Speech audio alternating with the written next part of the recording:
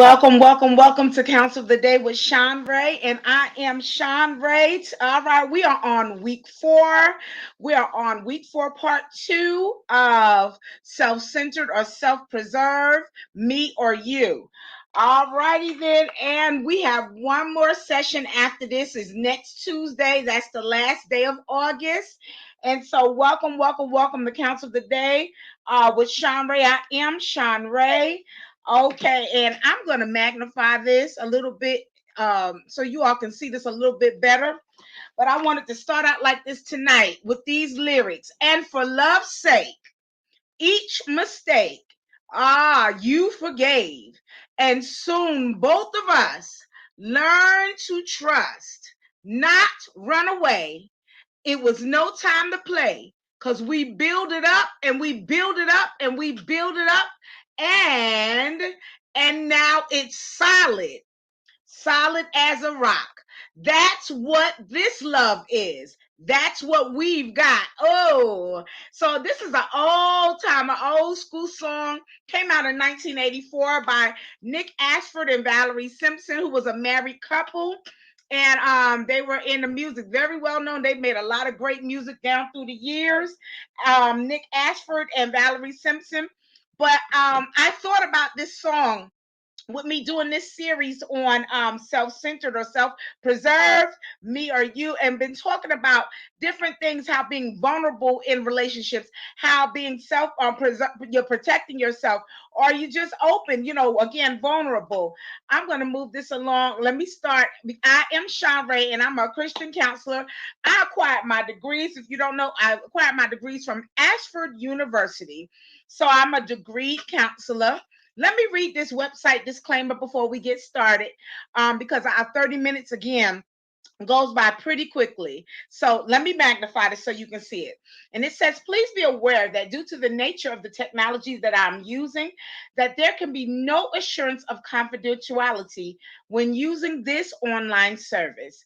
It should be also noted that due to changes in policies, that all replies are to be used as advisory and informational only and will not constitute an official determination. Information provided by myself or any other counselor or religious leader, counseling service, are all subject to the limitations of the current and available material. But the final responsibility to successfully achieving a goal does rest with you, the individual. Information online is designed to be helpful. However, this information does change frequently, and it is recommended that clients consult with another physician, another specialist, another religious leader to aid you in your overall behavioral wellness. Okay, and then I'm a Christian counselor, like I stated before. So the scripture that I chose for the month, it comes from the Amplified Version of Matthew chapter 7 and verse 12. Let me blow this up a little bit so you can see it a little bit better. And this is what I chose to highlight for the month. It says, so then, in everything, treat others the same way that you want them to treat you. For this is the essence of the law and the writings of the prophets. Again, Matthew's chapter 7, verse 12. Again, I am a Christian counselor, and so I based a lot of my sessions and my sessions out of this, like virtue theory, which is more of a Christian-based type of theory. So our topic for the month, once again, has been, hey, Helen, how you doing?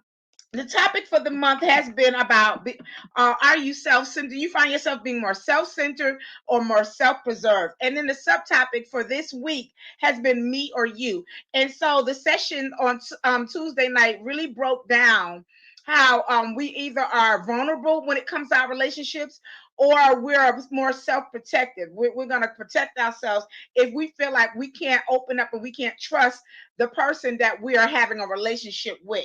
So this is, again, self-centered or self-preserved. So let's run down these definitions, because we've got some awesome stuff to go over in this session on tonight. Again, it came to me, the song Solid as a Rock. And those words are so, when I came out, I was younger. So when you're young and you don't have life experience, you're singing a song, but you really don't know what you're singing about. Now, you 30 plus years forward, and now thinking about those words. As a matter of fact, before I even go into these definitions, I'm actually going to go back and I'm going to magnify it again, because like I said, when I first heard the song years ago, 1984, a lot of, you're so young, we don't understand really what they were talking about. Oh, let me go back one more. But these words are so powerful, and it talks about how relationships how they either form and they gel together, or they can fall apart. But they highlighted how their relationship was gelled together through whatever. And it says again, and for love's sake, each mistake, you forgave. And soon both of us learn to trust, not run away. It was no time to play. They said we build it up and build it up and build it up. And then, of course, the chorus. Everybody should know this if you're familiar with Nick Ashford and Valerie Simpson. And now it's solid, solid as a rock. That's what this love is. That's what we got. Oh, and I'm not going to sing because this is not the platform where I sing. I am a singer. Most of y'all know that, but I'm not going to sing it. I just prefer to talk it through. But those words are now, again, like I said, 30 plus years moving forward, these words are so powerful. To hear someone have written about relationship like this years ago, but they chose to move towards the positive, not the negative in a relationship. And like they said, and they chose to fight, so their relationship will be solid as a rock. Let's go over our definitions. Self-preservation, I have two. Number one says preservation of oneself from destruction or harm, or a natural or an instinctive tendency to act so as to preserve one's own existence. And then we move on to the definition of being self-centered. Self-centered means concerning solely with one's own desires, one's own needs, one's own interests. And then I wanted to break down. Let me open this up a little bit for you all. I wanted to break down vulnerability. The definition of being vulnerable. So that means being susceptible to physical or emotional attack or harm. And then diminish. I added on diminish tonight because we're going to be talking about diminishing some things. Okay, and diminish means to make someone or something seem less impressive or less valuable. So these are the terminologies and the definitions that we're going over on tonight. Let me I want to talk about the key points for tonight. Number one, I'm going to be talking about how to diminish self-preservation in marriage. Again, let's go back to those lyrics. Solid, solid as a rock. Okay, so how to diminish self-preservation in marriage. Number two, what is self-preservation? We're going to go back over that again. Number three, in marriage, to become one. In marriage, to become one. Number four, steps to transition from self-preservation to us preservation. I really like that one. And then, of course, I'm always going to end with a takeaway for us. Okay, so how to diminish self-preservation in marriage. Now, this teaching is by Dr. Jaron Weeks Canoe, and I hope I'm saying it right. Again, this here study has been done by Dr. Jaron Weeks Canoe, and he's a well-known psychologist. So let's go over a couple of questions. Number one, and this is an open forum, guys. If you have any questions, I will stop, pause, and answer them. If you want to share any scenarios that you have been through or that you've experienced, by all means, share them, and I will highlight them, because life experience is, to me, is the best experience. When you experience life, and then you've learned how to overcome certain things, or to get through or get past certain things. That's some of the best advice and some of the best experience that you can get or give to someone. So number one, it says, do you ever sit back and wish that things were different in your marriage? And if you say no, then you are blessed, because most people wish that something in their marriage was different. It was better, in a sense, better. And a lot of times, and I'm not being fresh or anything like that, I'm just talking truth and reality. And this is this is an adult platform. But a lot of times people they wish that things were better in intimately in the boudoir. So that's one way most people do. And then it's other ways. A lot of the next most important thing is I would like one of my spouse to be more mature, more dependable. So yes, most people want things to change in their marriage for the better, not for the worse, for the better. The second question is, do you experience constant arguing or a tug of war that makes your marriage more of an exhausting experience than it needs to be? A lot of people will answer yes to this. Okay, so let me move this along. So Dr. Canoe was saying that certainly there will be disagreements in marriage, and we all are human and have our own opinions and preferences. However, it does pay to know how to disagree civilly and in a manner that moves action and dialogue forward in a marriage, not backwards, not ripping and tearing anything apart. He says that you might be wondering how you can change the tide or initiate change in your relationship. Well, and he goes to say, well, one way is, let me make sure, one critical place to start. And let me move this along so y'all can see. One critical place to start is by examining your self-preservation drive. And he said, honestly, consider the following questions. So Dr. Canoe, he's asking questions like, number one, here we go. Am I open to alternative ways of doing things in my marriage? That's a great question. Are you open to to alternative ways of doing things in your marriage? Number two, he's asking, are you easily upset or bothered when you don't get your way? Great question. Number three, Dr. Canoe, he's asking questions. The third question, do you feel threatened? Do you have a threatened feeling when you feel that you're not in control of your relationships or your household? Now, and that is, to me, that would be a great, that's a normal way to feel. If you feel like your home is out of control, I think everybody can say yes to that. I mean, most people don't want to feel like that their home, their personal life is out of control, that their home life is out of control. Most people don't want to feel like their relationships are out of control. So I can say that mostly everyone will answer yes to this one. Do you feel threatened when you're not in control of your relationship or your household? Number four, he asked, do you have to get your point across or win no matter what the cost is? And so he said that if you answered yes to these questions, then you might have a high self-preservation drive. Okay.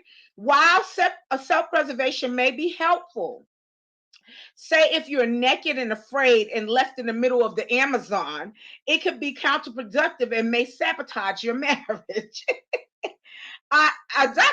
Doctor, he's funny. Okay, Dr. Canoe is really funny. He's got a really, really big personality. If you answer, he said again, if you answered yes to these questions, then you might have a high self-preservation drive. And while self-preservation may be helpful, like he's saying, say if you're naked and afraid, left in the middle of the Amazon, he said it could be counterproductive and may sabotage your marriage. Right. Okay. So if that was to happen, I find it highly unlikely. But if you was found naked in the Amazon somewhere, and your spouse would be wondering how did you get there and why were you naked? Okay. All right. So let's break down what is self-preservation once again. That's what I was just talking about. So what is self-preservation? The Merriam-Webster's dictionary describes self-preservation as a preservation of oneself from destruction or from harm, and we said that earlier, and a natural and instinctive tendency to act so as to preserve one's own existence. I said that earlier. Now, if you're stuck in an abusive marriage or with a partner that is manipulative or coercive, then preserve on my friend, is what Dr. Canoe says. However, if you believe that your partner is generally likable and you want to improve your marriage, then the innate drive to preserve your own existence must be diminished. It must be diminished. And I read earlier what diminished means. Okay. And I want to go back because I know Dr. Canoe couldn't cover everything on here. He said, but if you believe that your partner is generally likable and you want to improve your marriage.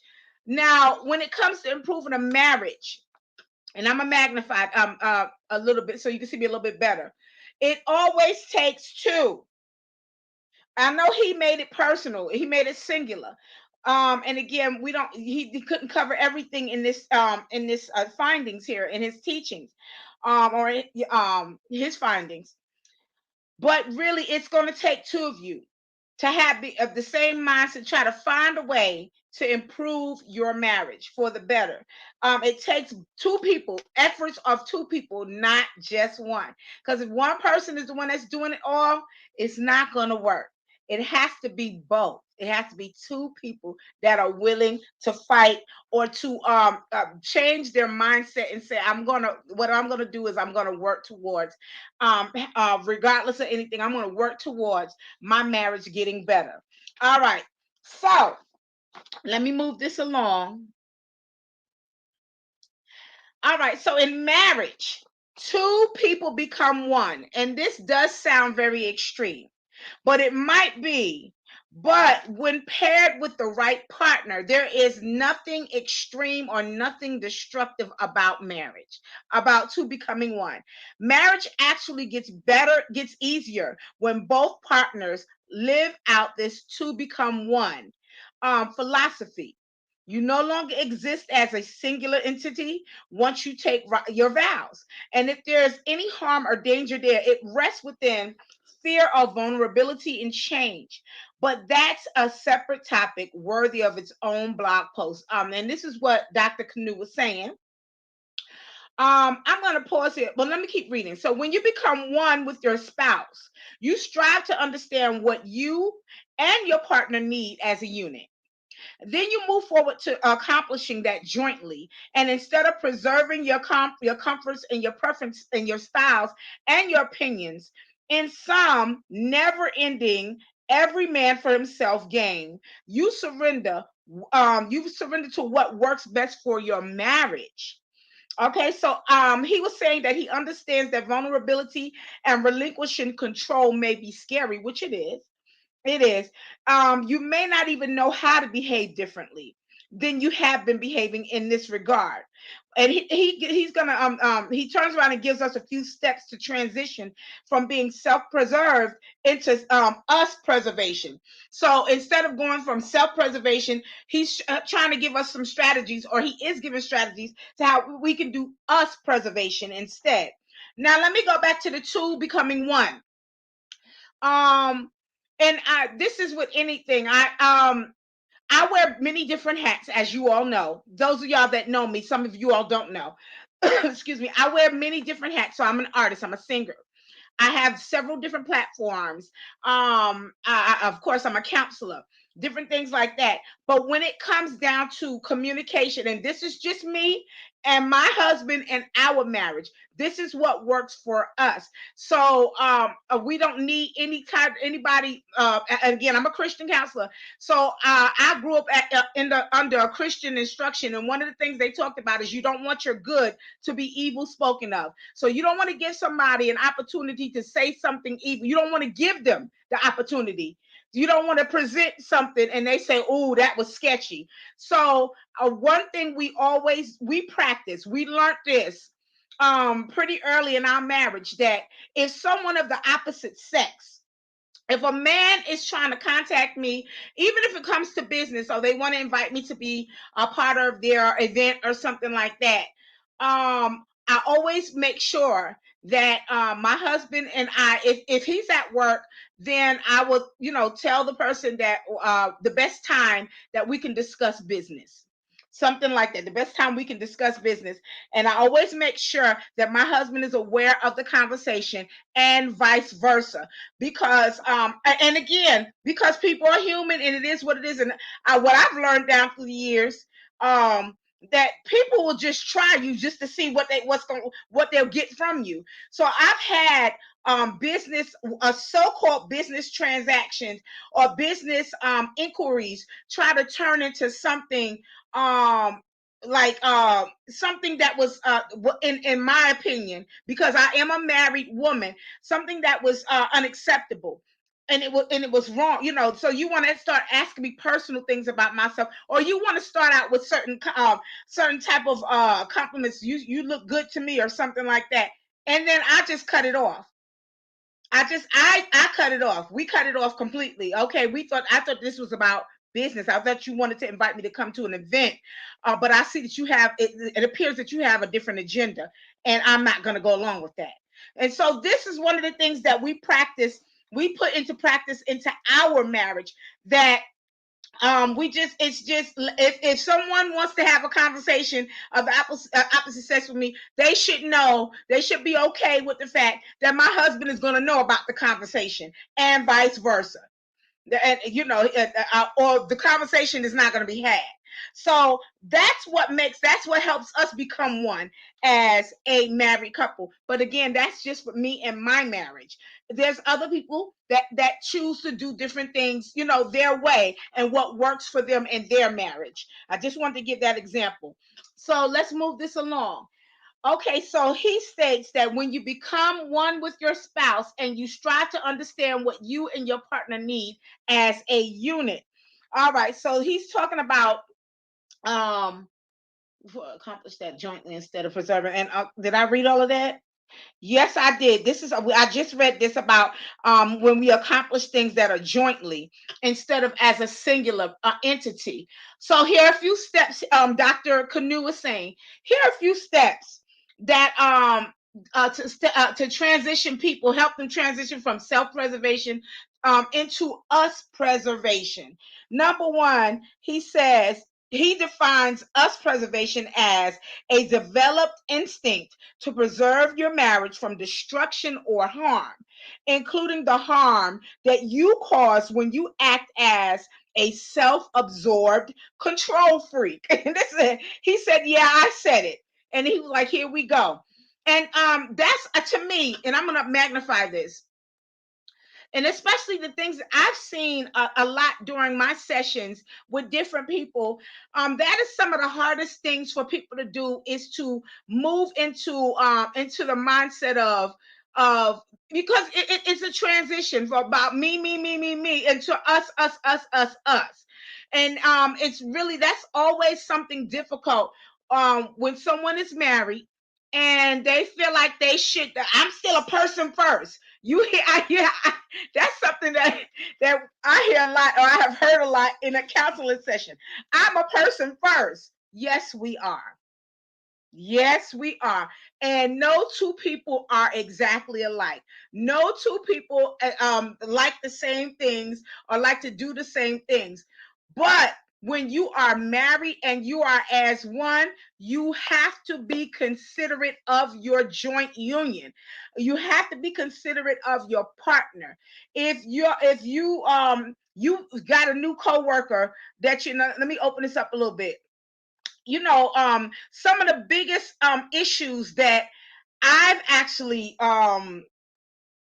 helped couples and people work through in my sessions, in my private sessions, is people having to they have to learn how to guard themselves at work, because at work is some of the biggest place where people get caught up and messed up. And for a little while, people were talking about my work husband, my work wife. That is even a dangerous statement to make. Oh, that's my work husband. That's my when I remember, for example, one of the last teaching jobs, because I'm a former teacher as well. So with the last school that I worked with and the department that I worked in, our department lead, which is a senior teacher, a veteran teacher, someone who's been teaching for about 30, 35 years, something like that, 40 years. So our department lead was a man. And so one thing we all did in our department is we practiced working together as a unit, as a team. And so for 2.5 years, our department grew, our classes grew, our students became scholarly. It was amazing. And I remember another teacher from another department, she would come down and visit and talk with us. And I remember her saying, just saying, "Oh, that's your work husband, girl, and he's your wife, and she's your work wife." And I said, mm-mm. I said, I don't play like that at all. Helen said, "Amen. This is so true." Yes, ma'am. Yes, ma'am. Yes, it is. But I remember having to stop the lady in her tracks, and to her, she didn't mean any harm. But I said, listen, I said, I don't play with that at all. And I don't allow people to play like that with me. I said, no, this is my lead teacher. I said, we work very well together. Our whole department, we work as a team together. I said, but no, he's not my work husband. I said, because our husband means you're covering. And I said, we all cover each other in this department here. Literally, we all cover each other. It's not one-on-one. It's a joint team effort. And I said, we wouldn't be where we are now if we all didn't do our part. So it is we can work, and you can call us a work family if you want to do that. I said, but no, I don't even play with that. He's not my work husband, and I am not his work wife. And I said, because that moves into something different. And a lot of people get caught up on their jobs. They get caught up and they start having these getting closer and closer with coworkers and different things like that. They let their guards down. Next thing you know, when they leave from work, they're gonna, before I go home to my spouse, let's just go and grab something to drink. A lot of people after work, they go and get a drink and maybe get some little tapestries or some appetizers. And then next thing you know, they out all the way to 9, 10 at night. Then they come home to their families or to their spouses, take a shower and go to bed. So the roles start to switch. So you start desiring to be with your coworkers or whoever there, and the opposite sex, and you start becoming more intimate with your coworker. And you start doing the things that you're supposed to be doing with your spouse instead of using a line of demarcation. There is a line of demarcation and if your coworker is not friends with your spouse, and if y'all all ain't meeting up and chilling when you're married, then there should be some type of boundaries and some type of guard there, because it only takes a little slip up for something to happen. And then next thing you know, then you're trying to explain your side of the story. It was a slip up. It's never a slip up. It's never a slip up. Things happen because when you open yourself up to them. Things happen when you start getting more comfortable with somebody else. When you start, having more intimate conversations with somebody else. When you start, all huggy and stuff happens, and it happens quick. And then when you want what you want, you're not going to most people won't use logic. They just want what they want at that time when they want it. And when they get it, they want to justify why they did it. And then a whole big scenario there. And then you think that, okay, everything should be all right because you said that it just happened. No, it's been happening. It's been happening. So these boundaries and these guards are what what Dr. Canoe was talking about. He said he wants to give some strategies that will help a married couple, two people becoming one. Number one, and we said, okay, he's defining into us preservation. Let me move to number one because our time is about up. Number one, he said, mindfully examine your fears. So he's saying, in depth, consider what you're afraid will happen if you become flexible and open to change in your marriage. So consider what you're afraid of will happen if you become flexible and open to change in your marriage. Number one, he said, mindfully examine your fears. Mindfully examine your fears. Number two, let's move this along. Number two, he says, determine whether you really trust your partner. You have to really, you gotta be, if you can, you gotta be honest with you. Do you really feel like you can trust your partner? And then he says, determine whether you trust your partner as someone who is, first of all, number one, honest. Number two, seeks the greater good for your marriage. Are they about, they really want this marriage to work, or they just like, and number three, and is skilled or capable of putting forward useful opinions and ideas when it comes to your marriage. Okay, so let's move on to number three. Dr. Canoe says, determine whether you trust your, I'm sorry. He says, communicate your fears and your concerns. Communicate them. He said, do it in a way that helps your partner understand how to help assuage or make an unpleasant feeling less intense. Help make things a little bit better. Make sure your concerns and remedy the issues. So, do you trust your partner enough to communicate your fears and concerns to them? That's basically what Dr. Canoe is saying. All right, number four, he says to identify the key values that are in your marriage. Every marriage is not bad. Every marriage is not tumultuous. Every marriage is not tumultuous. There's got to be some good points in your marriage. And he's saying to identify the key values in your marriage. Sit down with your partner and outline the key values that you want to uphold in your marriage. Then outline key terms of engagement so that you can discuss different points of view with respect, love, and civility when the time comes. So why start World War III in your home if you don't have to, is what Dr. Canoe was saying. I want to pause here for 1 minute. Helen, are you still on? I need to, Helen, are you still on? Give me a yes or no, Helen, if you're still on.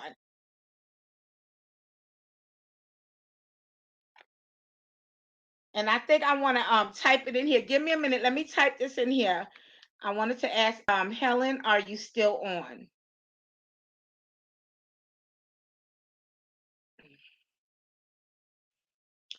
Okay, and I'm going to move this along. I didn't even do the question mark. I just typed it really quickly so she can see it. Helen, let me know when you're on, because there's something that I want to gift to you, because you've been on all month long with me.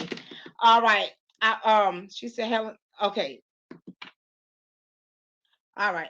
And I got to get some new glasses, y'all. My eyesight is changing, so I'm waiting to get my new glasses. So I'm kind of seeing double a little bit here and there. All right. So Gandhi says, he said to be the change that you wish to see in the world. Gandhi said, be the change that you wish to see in the world. Let's make this more personal. Be the change that you want to see in your marriage. That's both partners. Not just one, it's both. Be the change that you want to see in your marriage. Dr.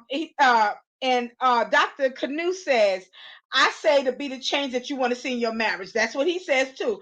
So he's inviting you all, if you want to look it up, because I always have my website references. He said he's inviting you all to utilize what you hey Helen, okay. He said Dr. Canoe is inviting you all to utilize what you found helpful, to reflect and to start changing the tide in your marriage. Until next time. And then he's saying, continue to be mindful, continue to love strong, continue to live well in your marriage.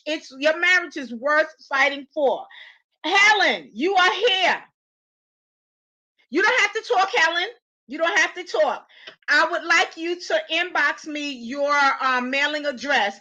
I want to gift you. I want to gift you something, because you've been on all month long with me, and I want to gift something specifically for you and your husband. So please inbox me, my Facebook Messenger inbox, because I'm going to gift you something. And I need to send it to you. And that's my thank you for being a part of Counsel of the Day with Shanrae all month long. So please inbox me your mailing address. I want to send you something, gift you something for you and your husband. All right. And then when you get it, just take a picture with it with you and just smile and put it on my page. That's it. Okay, so I'll look for your address, Helen. Send me your address. All righty then. All right, so our time is up. I want to give y'all the takeaway for tonight. The takeaway is if you want to be happier, healthier, and if you want a happier and a healthier marriage, if it what Dr. Canoe was saying, that if you feel disconnected or frustrated about the state of your marriage, but want to avoid separation and or divorce, he said the marriage.com course. There's a marriage.com course, and I'm actually going to put it in here. Marriage.com, meant for married couples, is an excellent resource to help married couples overcome their most challenging aspects of being married. So I'm getting ready to put this in here. If you're interested, let me go back. And again, like I said, I'm waiting on my new glasses because my eyesight is changing. And I'm typing, and it's typing up woo instead of www. So www. All right. And it's marriage.com. And this is a nice course. I actually went on and I checked out the course for myself. I thought it was really cool. Marriage.com. Okay, slash, and give me a minute, slash, okay, marriage course. All right, give me a minute, guys. I'm writing in here so you all will have this at your availability. Marriage course. Okay, it's not .com, but it's marriage course. So I'm going to make sure y'all can get on the right way. Marriage course. All right, so it's www.marriage/marriage course. And y'all can get online if it's something that you want to look into. Again, I looked into it. I thought it was a really cool course. That kind of gives you some deeper strategies where it's little techniques and things that your husband and you can do together. I thought it was awesome, and y'all know I love strategies. Normally, I would give homework every as we go, as you know, the weeks went on. I normally give homework. Let me see, w.marriage.com. I have to put it, guys. I'm on 3 different platforms, so I have to work Facebook and then YouTube and Twitter. So it's www.marriage.com/marriage um marriage course. All right, and so this has been Counsel of the Day with Shanrae, week 4, part 2 of self-centered or self-preserved, me or you. I'm gonna move this along. There is a quote that I want to end this with tonight. And the quote simply says that you and your spouse are on the same side and in the same game together. Spend less time in conflict and more time in collaboration. And this was by fiercemarriage.com. And I'm going to say, I'm going to blow this up so you all can see it. Let me magnify it so you can see it a little bit better. Again, you and your spouse are on the same side and in the same game together. Spend less time in conflict and more time in collaboration. And this quote was by fiercemarriage.com. All righty then. So, this again, I am Shanrae, Counsel of the Day with Shanrae. I'm Shanrae. Here is our theory website references for those fellow counselors, or if you're interested in looking into the teachings, the sessions that I've been doing for tonight. These are the website reference websites right here. I want to thank you for participating in Counsel of the Day with Shanrae, August 2021. I am Shanrae Price. Okay, and if you missed any of the series and you would like to go back and see any of my past series of sessions for this month or any other quarter, feel free to go to my my YouTube channel at Shanrae Price and go on and watch whatever you want to watch, like, share, and subscribe. Also, I am a professional one-on-one counselor. So if you're interested in one-on-one counseling services, feel free to contact me via Facebook Messenger or at my Cheree Price at Gmail email. I'm a lifestyle strategist, and my aim is to aid you in reaching your life's goals and your life dreams. Also, if you feel that this teaching has helped you or this session has helped you in a positive way or has blessed your life, please feel free to donate a coffee blessing to me at my $ Cheree Price Cash App. And that has been it for this evening. I would like to go back and I want to end it the way I started it. Excuse me. Let me blow this up a little bit and let me go back so y'all not getting dizzy as I'm going back to the beginning. But I would like to end this the way I started it, with the words of Nick Ashford and Valerie Simpson. When I say that they were, in my concern, they were prophetic. With this song, it says, "And for love's sake, each mistake, you forgave, and soon both of us learned to trust, not run away. It was no time to play, because we build it up and we build it up and we build it up, and now it's solid, solid as a rock." That's what this love is. That's what we got. Oh, and that's my hope, and that's my prayer for you, as a Christian counselor, that your relationships become solid as a rock. I'll see y'all on next Tuesday. It will be pre-recorded because I'll be getting some dental work next Tuesday. I can't be on here stumbling and stuff. So, but I will be on as it's the recording is premiering, and I'll be on ready to answer any questions for you. Again, this is Counsel Today with Shanrae. God bless, and see you next Tuesday. Good night. Good night. Ooh, and I should have had my cue up, right? Oh my goodness. Here we go.